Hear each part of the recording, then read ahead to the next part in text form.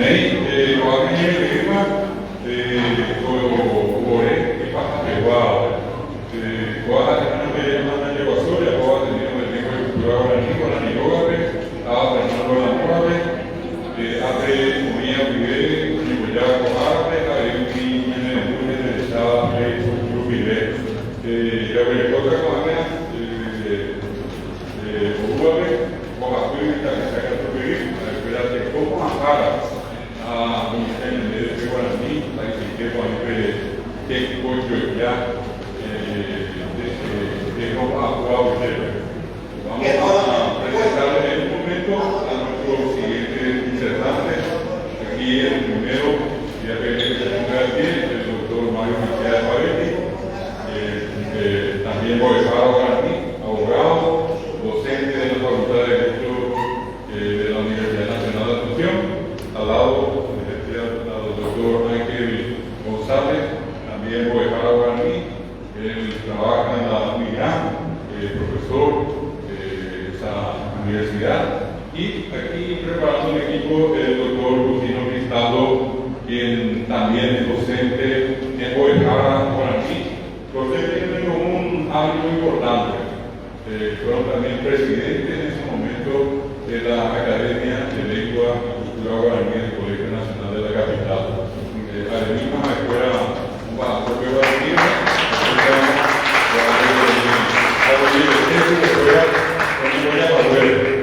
Y lo importante, así como todos los que están acá, nuestro permanente, insistente pedido a todos de movilizar ya que tenemos muy ahora ni que culpable.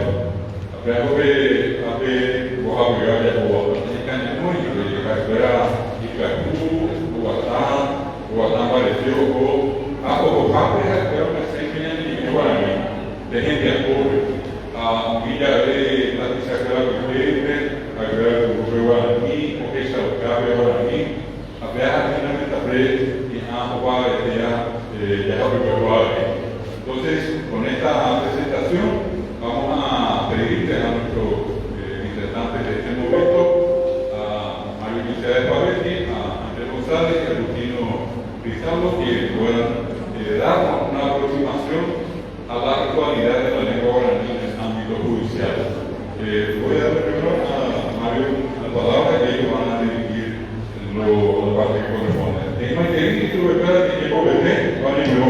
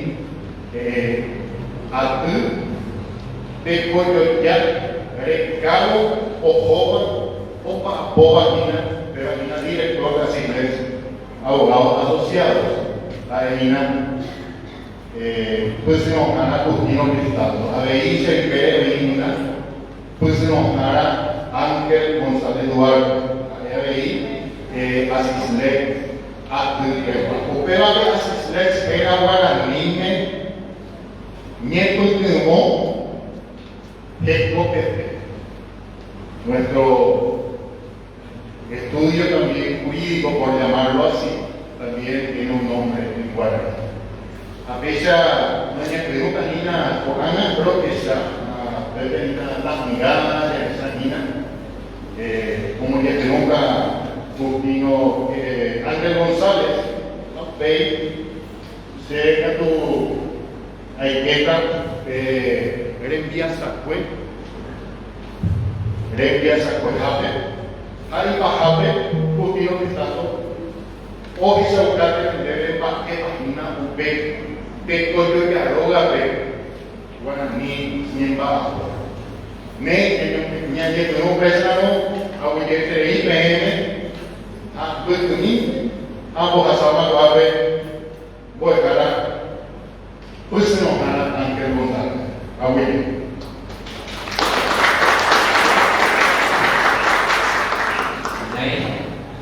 Sabah asalnya kurang kuat. Poin dia, saya menyatakan tendría poco de papel. Debo resumir toda la historia en 15 minutos, que voy a ser muy breve. Todo surge, por supuesto, del lenguaje humano, que es una de las maravillas de la creación. De eso se desprende la lengua, que no es otra cosa que la expresión que debe tener todo ser humano. Bien, la lengua y el derecho se han complementado en todo el proceso histórico de la humanidad, pero nunca el derecho hasta cierto tiempo se refirió a la lengua. Tenemos las primeras leyes escritas, por supuesto, que se conocen como el Código de la Moral y la Ley de las 12 Tablas, etc. Esos instrumentos jurídicos pudieron llegar a la humanidad gracias a la lengua. No así, el derecho se refirió a la lengua porque la lengua en sí se regulaba, por decirlo así, a través del uso y de la costumbre. Es decir, que aparece con el paso de los años, principalmente en el siglo XX, los denominados derechos lingüísticos. Bien, entonces tenemos la lengua como expresión de todo ser humano, el derecho a la lengua, que significa que uno pueda usar libremente la lengua en su hogar, en la colectividad, y los derechos lingüísticos. Los derechos lingüísticos es, por ejemplo, el derecho que todo tiene en forma individual y colectivo, que bien se establece en la ley de lenguas, se puede leer ahí, que no es otra cosa que el uso cotidiano de la lengua en la familia, en los sectores educativos, en las universidades y sobre todo en el acceso del ciudadano a los poderes públicos. Es decir, que el ciudadano tiene derecho a acceder a todas las informaciones en su lengua dentro del Estado.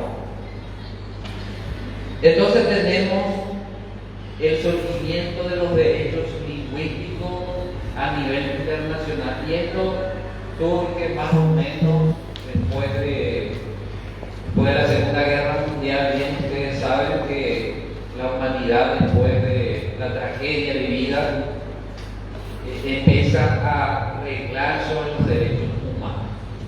Y aparece la Declaración Universal de los Derechos Humanos con sus 30 artículos, y podemos colocar los derechos lingüísticos dentro de la categoría de los derechos humanos, es decir, derechos fundamentales.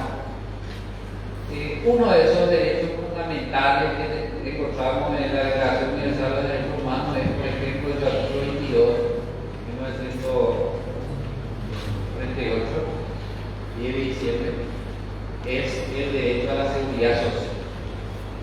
Todo ciudadano tiene derecho a la seguridad social, a la jubilación, y esos derechos son imprescriptibles, inalienables. Bien, en esa categoría se colocarían los derechos lingüísticos que hoy tenemos reconocidos en la Carta Magna y en la ley de lenguas. Bien, vamos al aspecto netamente normativo,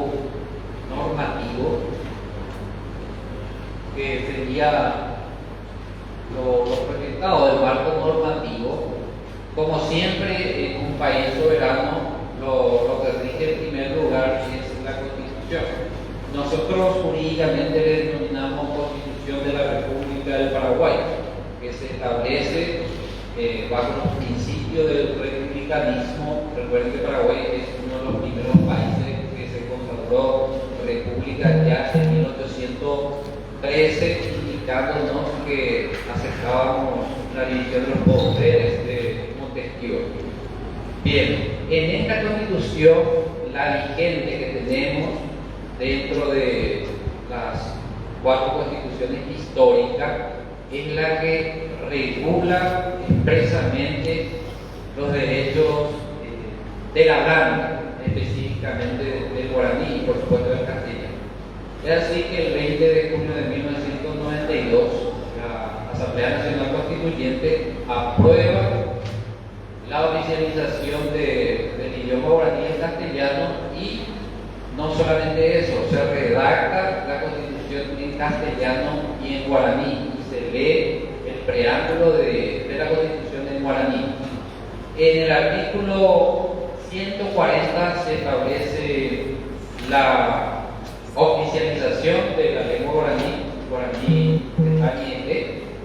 y conjuntamente con el castellano. Y el artículo 77 establece también la obligatoriedad de la alfabetización en lengua materna. Entonces, estos 2 artículos lo debemos principalmente a la lucha de los profesores, a los Modejaras. El Ateneo fue uno de los impulsores históricos de que hoy tengamos estos 2 artículos establecidos en la Carta Magna, en la Ley Suprema de la Nación. Después de la Constitución vienen los tratados internacionales ratificados por el Paraguay y también no ratificados, que voy a mencionar en cuanto a la lengua. Tenemos, por ejemplo, la Ley 189, que es muy importante porque antes de la vigencia de la Constitución de 1992, el Paraguay, entonces, a través de la ley, ratifica el Pacto de San José de Costa Rica en relación a los derechos humanos, también los derechos civiles y políticos, y hay una Declaración Universal de Derechos Lingüísticos que lastimosamente todavía no se ratificó en nuestro país. Entonces ahí tenemos la Ley 189, esta ley es muy famosa entre los abogados porque además de reconocer los derechos humanos históricos, también prohíbe la pena de muerte, anticipándose a lo establecido en la Constitución de 1992. La Ley 592, que establece los derechos civiles y políticos, y la Declaración de Derechos Lingüísticos, esto es lo que no está ratificado en 1996. Después de estas resoluciones internacionales ratificadas por el Paraguay, tenemos ya la Ley de Lenguas. Bien se sabe que estos artículos 140 y 77 no estuvo reglamentado hasta el 2010, donde entra en rigor la Ley de Lenguas, que establece varias normativas que acá los otros colegas van a estar mencionando, pero es muy importante, es el primer paso ¿para qué? Para la protección del guaraní hablante, que dicho sea de paso constituye todavía un porcentaje muy importante de la población paraguaya. Se establecen los derechos individuales y colectivos. Después de la ley de parte normativa podemos hablar también de los derechos de la mujer ratificada por la ley 5.777, el acceso principalmente de la mujer en cuanto a la justicia, a la protección, y uno de ellos es, por supuesto, que tenga acceso en su lengua materna. Y bien, con la incorporación o con la entrada en vigencia de la ley de lengua, surge instituciones como la Academia de la Lengua Guaraní y la Secretaría de Política Lingüística, la Academia por lo establecido en sus estatutos y por lo que dice la ley de lenguas, dictó su alfabeto en el año 2015. Este alfabeto fue ratificado por resolución 101 del 2018 de la Secretaría de Política Lingüística. Este alfabeto que ustedes conocen bien como profesores de guaraní está en plena vigencia hoy en día. Después tenemos la resolución 103 también de la Secretaría de Política Lingüística, que establece la obligatoriedad en cuanto a la aplicación del idioma guaraní en todos los ámbitos del Estado y da un plazo de 3 años a partir de junio del 2018. Es decir, que ya pasaron los 3 años y bien nosotros podemos hacer uso de ese derecho en todos los estamentos del Estado. Aparte de esto, tenemos las leyes internas. ¿Qué significan las leyes internas? Son las leyes vigentes que le rigen a todo ciudadano independientemente del fuero en el ámbito de la justicia. Tenemos, por ejemplo, en primer lugar, el Código Procesal del Trabajo, que es un código que ayuda bastante a que el ciudadano pueda acceder a la justicia por medio de su lengua. ¿Por qué? Porque el ciudadano se va a una audiencia y ahí puede manifestar verbalmente su petición. Solo que el Código del Trabajo al menos establece las audiencias de conciliación, las testificales, y es práctica común de los tribunales que tanto el actor trabajador como los testigos se expresen netamente en guaraní. Eso el profesor Quino va a explicar más detenidamente el valor jurídico de esas expresiones. El Código Procesal Civil, que rige a todos los ciudadanos nacionales y extranjeros, también es una ley interna dentro de este marco normativo. El procesal penal, que ahí, desde mi punto de vista, hoy en día llega más la lengua guaraní, porque viene el ciudadano simple, ciudadano no funcionario público, el ciudadano común, como se suele decir, llega a los estrados judiciales con la lengua guaraní. El Código Procesal Penal y el Código de la Niñez y la Adolescencia. Esto es en síntesis el marco normativo que regula todo el aspecto del derecho y los derechos lingüísticos de nuestro país. Y en mi pequeño aporte voy a dar uso de palabra para que continúe acá el colega Michel Páez. Muchas gracias.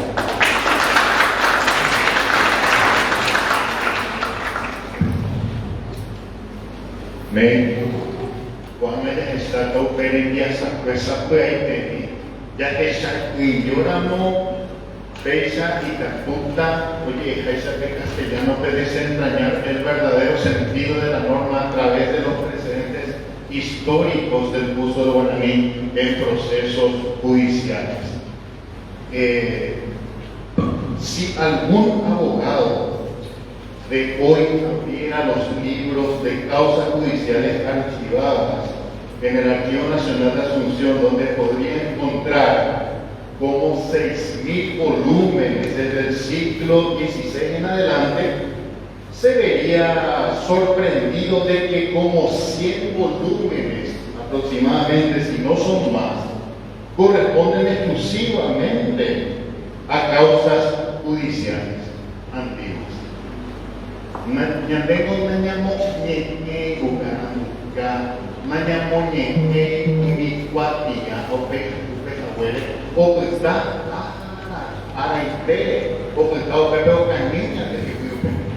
Dentro de la maestría incluso, se nos complica la investigación. El licenciado debería de hacer lo mismo, el profesor también.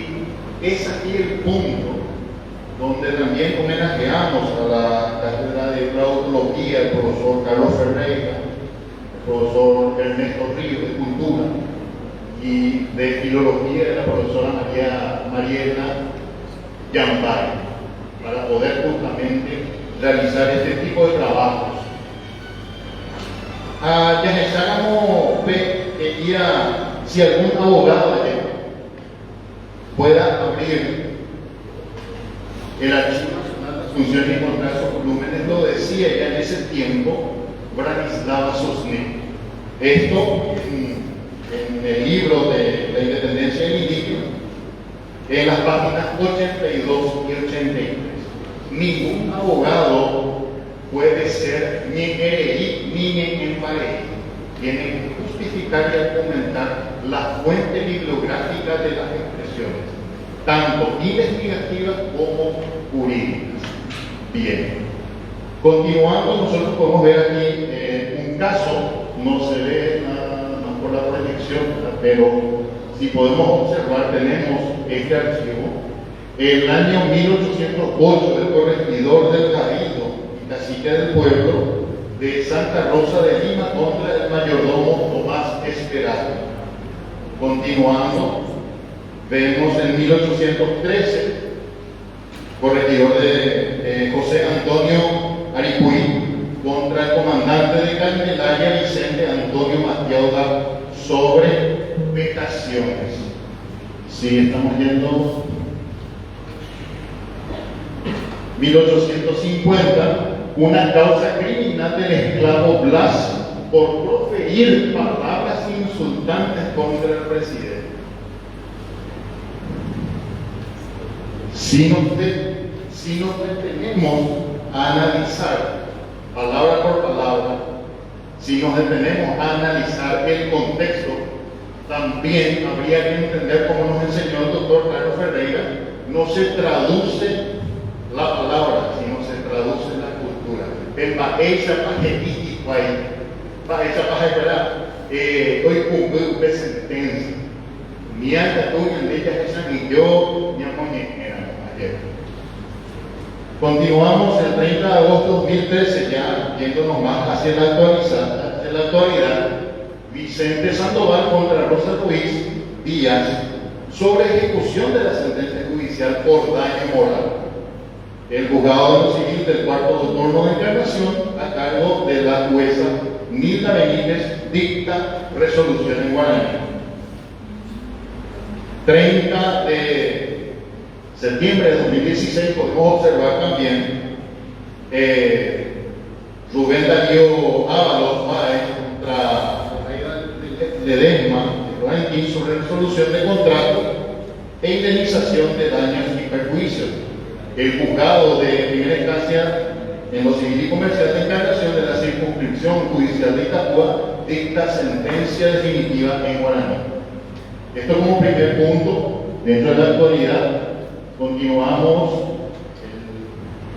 la causa número 3.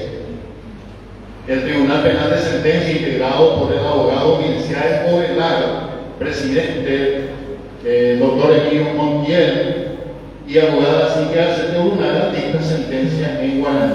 Esto podemos ver aquí con este número de causa. Y aquí nos muestra una publicación de vanguardia. Juez de ejecución rechaza una sentencia redactada en guaraní. Esto fue un caso sonado incluso. Y aquí podemos ver la publicación y el escrito al lado.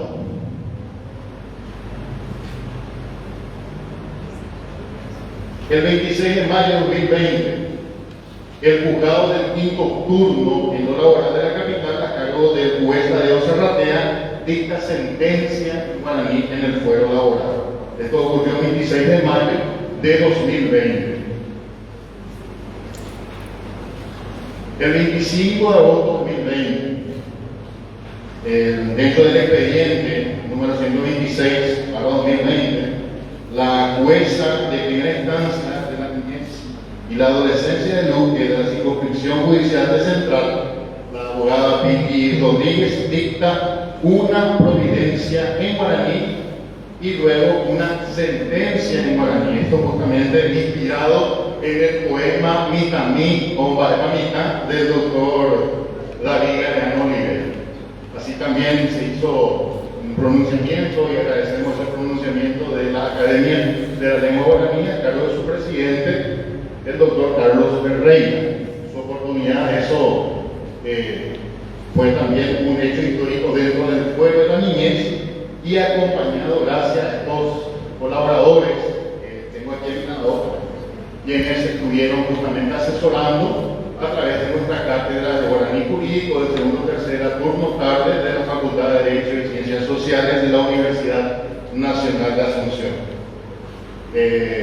Aquí podemos observar el anterior, la sentencia definitiva de Piti Rodríguez sobre asistencia alimentaria, marcando entonces ya un hito dentro del fuero de la niñez. Continuamos.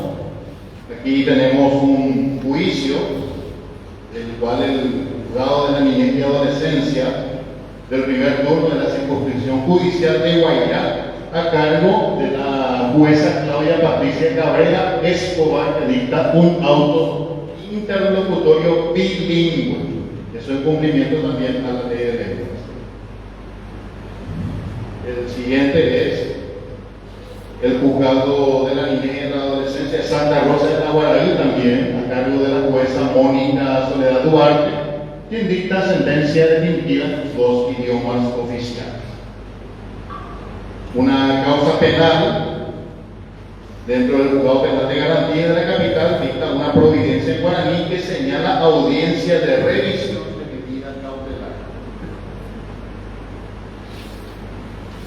Y aquí tenemos escritos forenses de abogados. La defensora pública, abogada María Celeste Roca, presenta escrito en guaraní ante el juzgado de la niñez y la adolescencia.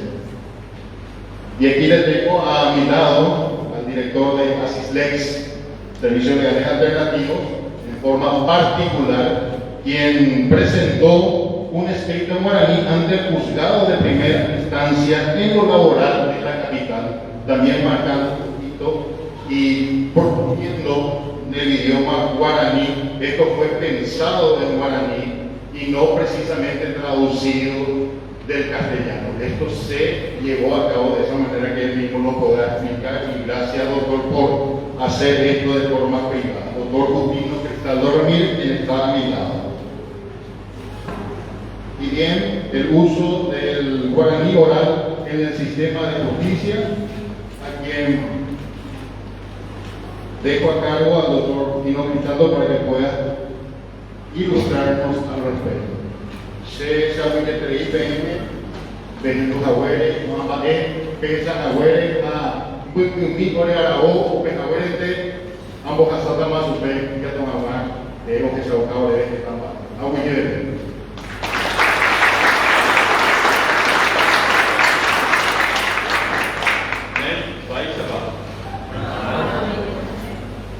Bueno, vamos a continuar con el uso del idioma guaraní en el sistema de justicia.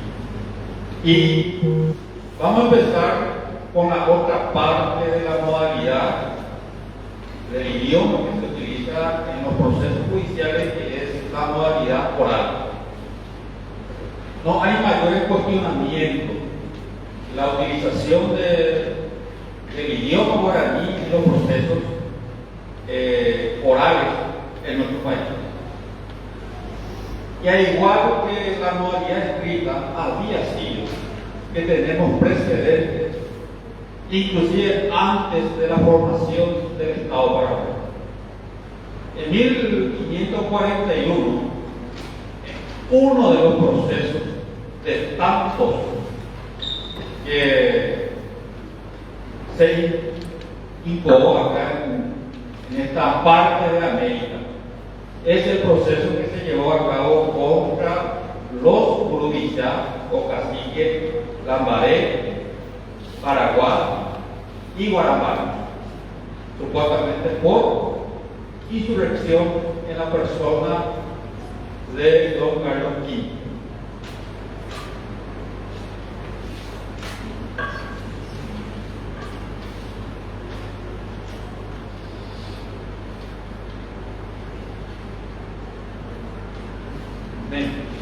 Baela Rojichau Casera, ¿qué queremos mostrar?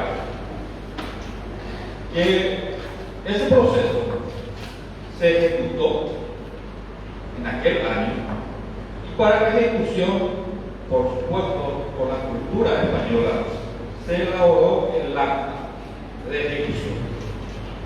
Y este es el acta que tenemos, que según el libro del doctor Ramón Bóveda, se encuentra en los archivos de Simancas, en España, es el acta íntegra de la ejecución de la barca.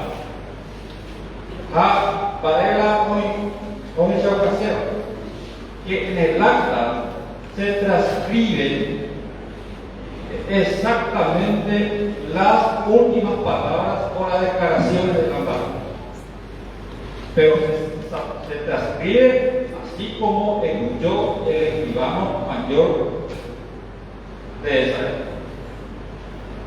Y punto seguido se traduce lo que entendían de esas declaraciones.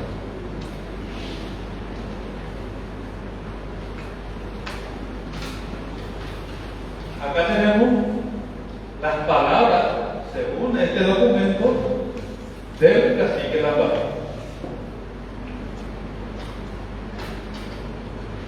Bien. Esto vamos a utilizar en nuestro propósito final, que es el aporte que nosotros venimos a hacer hoy a este Congreso de Lengua y Cultura Guaraní. También tenemos precedentes de la oralidad en casos penales del tema guaraní. Y un caso muy relevante, esto ocurrió en Concepción, Ministerio Público contra Davis de Miranda González, sobre homicidio doloso. La defensora pública, Honorina Acosta, plantea que su defendido no entendía el castellano. Por lo tanto, solicitó para que el agente fiscal pueda dirigirse en guaraní, pueda exponer en guaraní. Por supuesto que el tribunal hizo amonestar a la defensora pública por supuestamente mala fe. Pero este caso fue histórico porque el procesado fue absuelto. Y hasta ayer justamente estuve hablando con uno de los miembros de aquel tribunal, Julio López, y me comentó que el fiscal no sabía qué hacer cuando se le planteó esta situación. Finalmente pidió para que el tribunal de sentencia pueda instalar un intérprete, que el tribunal en ese momento no podía. Entonces el tribunal resolvió que esa carga le correspondía al Ministerio Público en todo caso.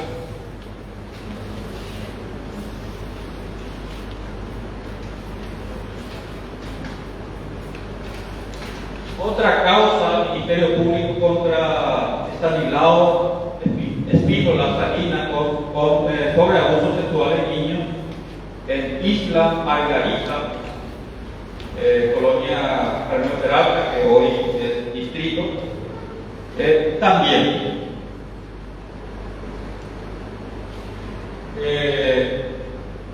Se vio la necesidad de conseguir un traductor en el acto sin suspender el juicio oral, pero se recurrió a un funcionario que sí está previsto en el Código Procesal Penal. Un traductor. Otro caso es el caso de secuestro del hoy senador Zavala, donde también el procesado solicitó que la audiencia del juicio oral se realice en forma en guaraní. Y otra vez, el agente fiscal en este caso argumentó que no sabía hablar guaraní.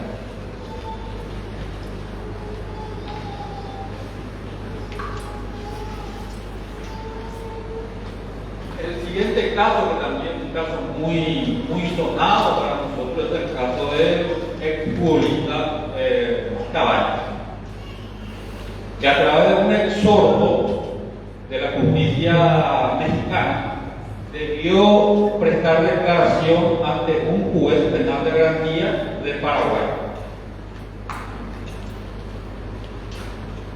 Y usted ya sabe la historia de Cabañas, inclusive cuando despertó, la primera palabra que pronunció fue el guaraní, por la guía que tenía en la cabeza, solamente recordaba su lengua materna. Y por supuesto que en esa audiencia se fue a declarar en guaraní. El juez Pedro Mayor Martínez no consideró que era necesario un traductor, porque él dijo, como juez de Paraguay, entendía perfectamente el guaraní. Sin embargo, no hay vestigios, no quedó transcrita la declaración de Cabañas en el acta. Luego de eso se remitió a la justicia mexicana. Es decir, declaró el guaraní, pero ipso facto en el acto, el actuario recurrió nuevamente a la traducción. Y este es un caso, voy a adelantar un caso que ustedes también conocen, un caso muy sonado, que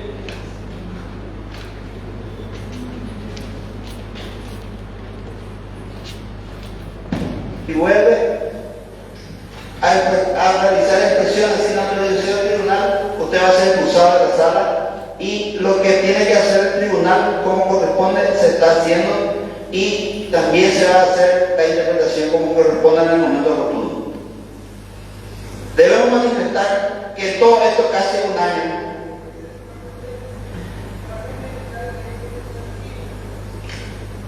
doctor, en 2 minutos va a explicar la íntegra, en 2 minutos. Entonces, queremos manifestar que en esto casi un año, que nos llevó faltando 16 días exactamente para hacer un año en este juicio, jamás hemos recibido orientaciones ni opiniones de ninguna autoridad política, religiosa, ni miembros del Poder Judicial, ni de nuestros colegas, ni de camaristas, ni ministros de la Corte Suprema de Justicia.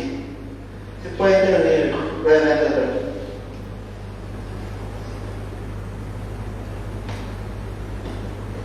Ella iba después de que un área de pasaría fuera nunca no lleva a ver hoy o ni eso fuera hasta ahí a Jaguar.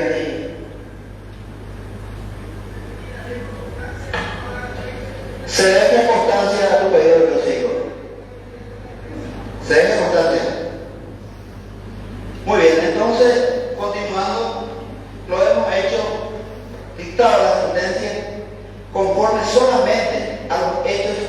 que fueron expuestos a nuestra consideración y que fueron acusados por el Ministerio Público. Y hemos valorado, conforme a la sala crítica, las diversas pruebas que fueron sometidos a examen y contraexamen en esta misma sala por los agentes fiscales y por los señores defensores. Pesa y acuerda sentencia o esa oye esa o oye yo recuerdo que todas se fuera representada por el Ministerio Público. Entonces, cuando vamos la rodita Amada Veredicto, parte de su lotía. Entonces, la tanto oye por fue mi entero de la organización, clase política, universitaria, ¿qué pasó en Uruguay? Jaco Ana por el ¿qué pasó en Uruguay? Porque la única autoridad que tienen para decidir en las controversias judiciales y para hacer cumplir las leyes conforme al Estado de Derecho y a la democracia que adoptó nuestro país como forma de gobierno, entonces vamos a hacer a través de nuestra resolución basados en pruebas, solamente basadas en pruebas que ya cuerpo APE, baja ellos en duda por otro lado, sino APE entero de teatro a que y en duda fue, pero en duda fue PE, APE participada, fue tener preguntas, entero de teatro o fuera testigo fuera, o lugar. Pesa el delito de parte resolutiva que iba o esa oye era como ave presentado como ave Jorge su campo como ave opeario y basada y parte resolutiva. Muy bien. Cojamos entonces, por eso neta, la sentencia definitiva. Ha ocultata actuaria cabe ole más. Ha ole paride que nace por el artículo 399 del Código Procesal Penal sintéticamente robasata un becu. Baepa profunda pese a la resolución. Ha reiterada los fundamentos completos cada uno la resolver oye muy impeteta sentencia definitiva y entregada a cada defensor, a cada fiscal, a los fiscales, así como al acta de juicio el lunes a las 11 de la mañana, 18 de junio. Al ver se puede aventurar la parte de su. Bien, y este es un trabajo en donde nosotros también hemos participado para demostrar que un juicio oral se puede hacer totalmente en guaraní. Un simulacro que se llevó a cabo el año pasado en el Poder Judicial, con jueces reales, con abogados y funcionarios.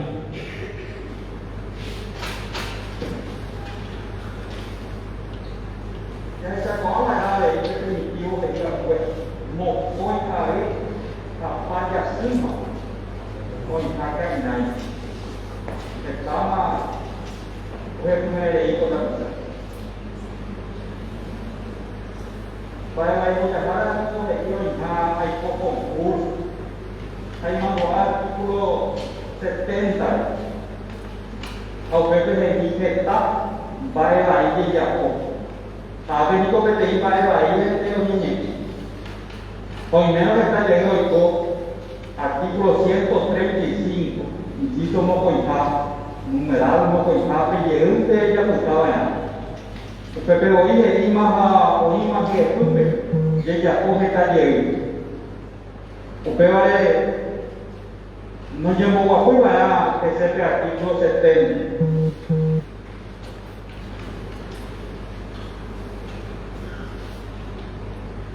Bien, entonces, de todo lo que hemos escuchado y tratamos de proyectar algunas imágenes no se veían muy bien por la proyección. que tenemos precedentes históricos del uso del idioma guaraní en el sistema de justicia, en los procesos judiciales, en forma escrita, inclusive en la época de la colonia, y también en la forma oral.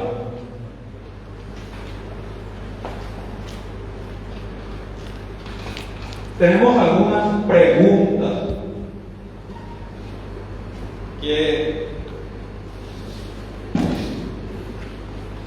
nos hacemos nosotros mismos y tratamos de responder.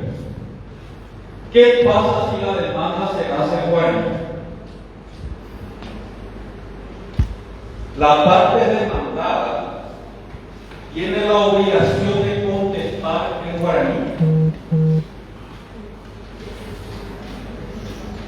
Hemos escuchado al doctor Ángel González, el marco normativo que hoy se encuentra en vigencia, la obligación de la escritura en guaraní ya está vigente. La parte oral no hay mayor cuestionamiento, siempre se utilizó con alguna deficiencia que vamos a ver, pero siempre se utilizó porque es imposible negar la utilización del guaraní en el Poder Judicial. Es imposible, tanto de los justiciables, de los profesionales, inclusive de los magistrados.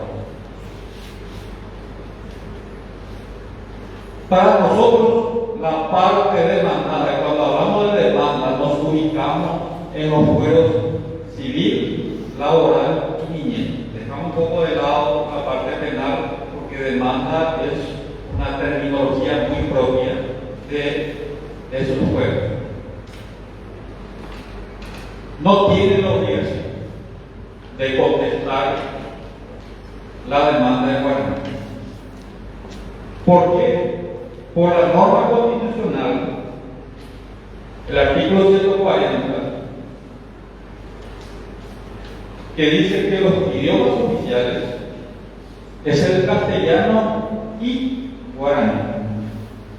Es decir, hay una conectiva que nos indica que los dos idiomas tienen rango jurídico del mismo nivel. Ningún idioma no puede estar encima de otro por la norma constitucional. Sin embargo, tiene la obligación de traducir la contestación en guaraní si es que la parte actora, el demandante, hace en guaraní la demanda. ¿Por qué? Porque el demandante optó por el guaraní. Y en derecho nosotros tenemos principios. Uno de los principios fundamentales y muy básicos, y todos entendemos, es el derecho a la defensa. Yo no me puedo defender si es que no me habla mi idioma. Y el otro principio es buena fe. Es un principio que se debe observar en todos procesos y en todos los juegos. El Código Procesal Civil exige la buena fe, artículo 51, y sanciona inclusive la mala fe. Igual que el Código Procesal Penal, el artículo 112 exige la buena fe y también sanciona la mala fe. ¿Qué significa la buena fe? Yo, en la práctica, cuando hago una demanda, yo tengo que trasladar las copias de mi demanda, de mi pretensión, con la documentación, con la prueba que he presentado en el juzgado. Y esas esa demanda y esas pruebas tienen que ser fiel copia de lo que yo presenté ante el juzgado. Ahí se observa la buena fe. Si yo no presento toda la copia, la otra parte devuelve, me intima, y si es que no subsano, pierdo el juicio. Eso se basa en ese principio de buena fe. Yo tengo que darte todo de lo que te estoy demandando para que se ejerza plenamente el derecho a la defensa. En conclusión, si la demanda se hace en guaraní y el demandante opta por el castellano, bien, pero tendrá que traducirme en guaraní su contestación. Yo podría, de parte actora, rechazar la contestación solamente en castellano porque yo opté por el guaraní, a partir de la vigencia de la obligatoriedad de la escritura, ¿no? ¿Qué pasa si el imputado solicita que se traduzca el acta de imputación fiscal en guaraní? ¿El agente fiscal tiene la obligación de traducir el acta de imputación? Sí, categórico. Porque en el sistema penal decía, no hay mayores cuestionamientos porque el sistema está diseñado de esa manera. Incluso en el ámbito penal, sin la ley de lengua se tiene que utilizar el idioma guaraní. También, y en penal más todavía, el derecho a la defensa que es inviolable. Entonces, si el procesado, en este caso imputado, solicita que la imputación es un señalamiento de una investigación que inicia contra un ciudadano en particular, por supuesto, no solamente por el artículo 140 de la Constitución, sino también por el artículo 16 del derecho a la defensa y el artículo 17, que me tiene que detallar en quién me va a investigar en forma concreta, concisa. Y si usted no me hace el idioma, ¿cómo podría yo entender?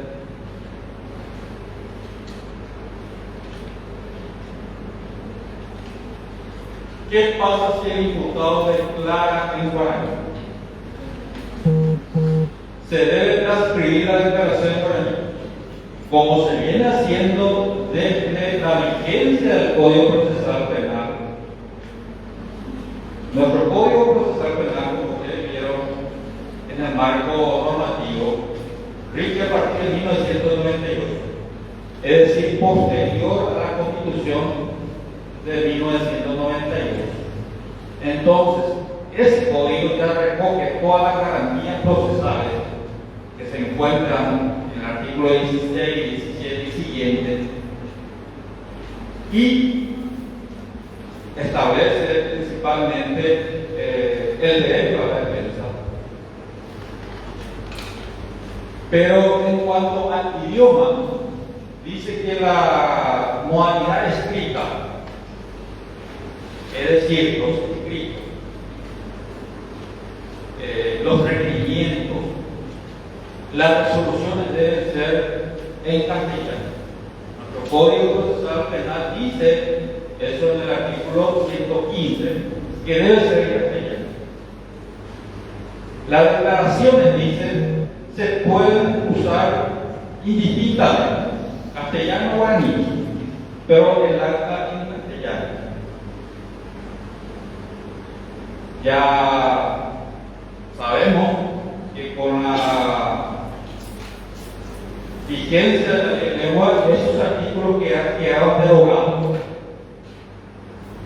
Tácitamente quedaron derogados. ¿Por qué? Porque la ley de lengua dice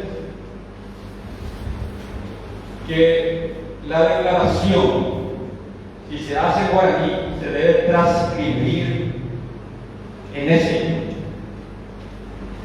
No se puede traducir. No.